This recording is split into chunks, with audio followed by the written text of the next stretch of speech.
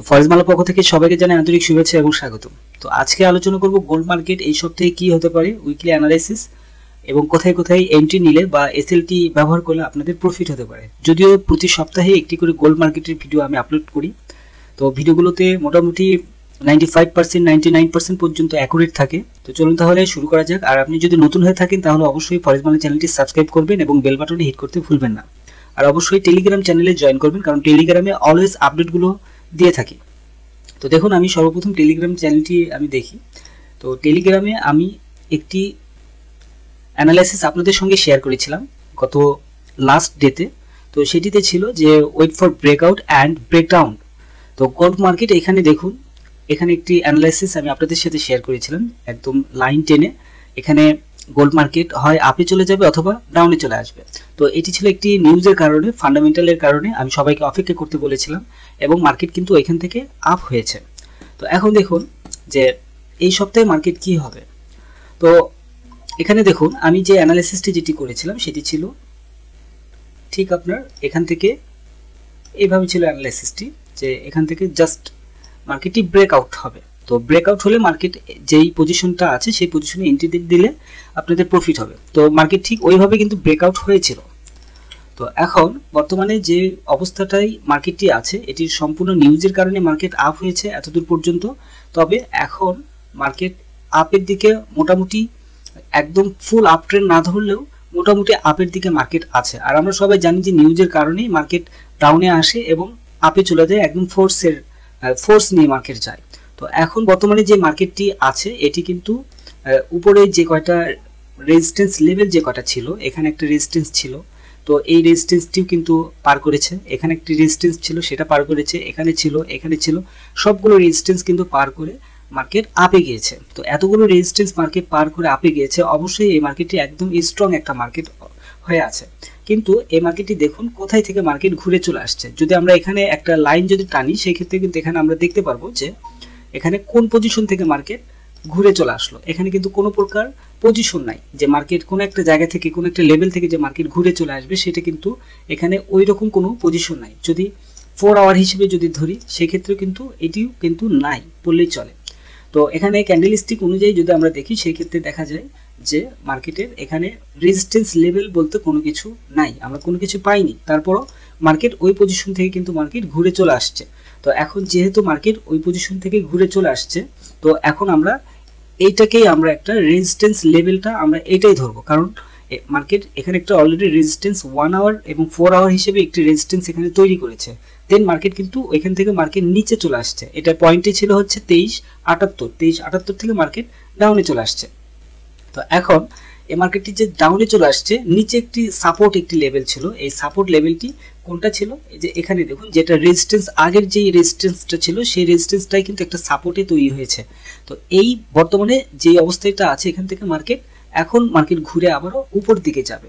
আর যদি এই সপ্তাহে মার্কেট ওপেনিং এর দিনে যদি মার্কেট এই নিচের যে লেভেলটি আছে, এক কথায় নিচে যে 52 যেই সাপোর্ট জোন যেটা আছে যে 2352, এই সাপোর্ট জোনটা যদি পার করে তাহলে মার্কেট নিচে চলে আসবে, একদম 25-এর ঘরে মার্কেট চলে আসবে। 25-এর ঘর বলতে এখানে একটা লেভেল আছে, এই 22, 23, 25 এই ঘর পর্যন্ত মার্কেট চলে আসবে।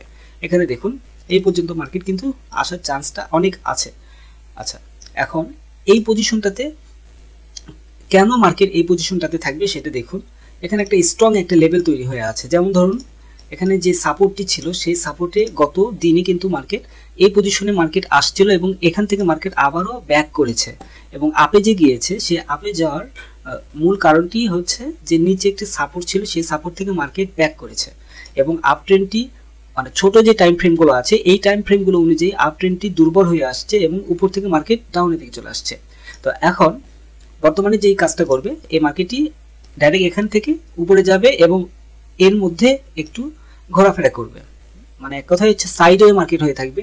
দেন মার্কেট একটা ব্রেকআউট হবে বা এখান থেকে ডাউনের দিকে চলে যাবে, ব্রেকডাউন হতে পারে, যে কোনো এক পজিশনে হয়তো যেতে পারে। তো আমাদের যেই কাজটা করতে হবে সেটি হচ্ছে বর্তমানে আমরা এখানে যেখানে এন্ট্রি দেই না কেন, মার্কেট ওপেনিং এর দিনে হোক আর যখনই হোক না কেন, আমরা যদি বাই এন্ট্রি নেই তাহলে আমাদের এসএল পয়েন্ট হবে আমাদের 2351।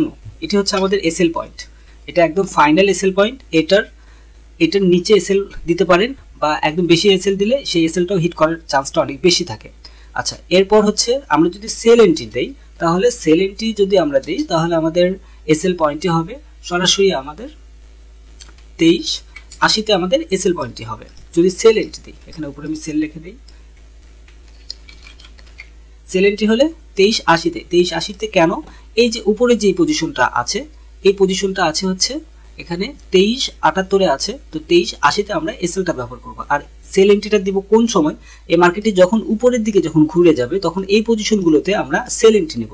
আর একটি সেল এন্ট্রি নিতে পারি, সেটি হচ্ছে যখন 2352 নিচে যখন মার্কেট চলে আসবে, ঠিক সেই সময় আমরা একটা সেল এন্ট্রি তখন আমরা নিতে পারি। ধরুন যদি সেল এন্ট্রি নিই, মানে সেকেন্ড সেল এন্ট্রি যেটাকে বলে, সেকেন্ড সেল এন্ট্রি নিলে আমাদের এসএল পয়েন্টটি হবে 2353। তো সেল এন্ট্রিটা হবে কোথায়? যখন 2352 যখন মার্কেট পার করবে, কোর্স করবে, দেন তখন আমরা এই পজিশনগুলোতে আমরা এন্ট্রি নেব। মার্কেট এখান থেকে মার্কেট নিচে চলে আসবে। এক কথায় একটার পর একটা যে ক্যান্ডেলগুলো আছে প্রত্যেকটা ক্যান্ডেল অ্যাভারেজে ডাউনের দিকে চলে আসবে। তো আশা করছি এই উইকে যদি মার্কেট নিচেও আসে, মার্কেট কিন্তু অ্যাভারেজে আপট্রেন্ড হয়ে আছে। আর আপট্রেন্ডটা কেন হয়ে আছে, এটা আপনি সাধারণভাবে যদি একটা লজিক চিন্তা করেন তাহলে কিন্তু আপনি বুঝতে পারবেন যে আপট্রেন্ড কেন হয়ে আছে। কারণ প্রত্যেকটা প্রোডাক্টের দাম কিন্তু দিনে দিনে কিন্তু বাড়ছে, কোনো প্রোডাক্টের দাম কিন্তু কমে না।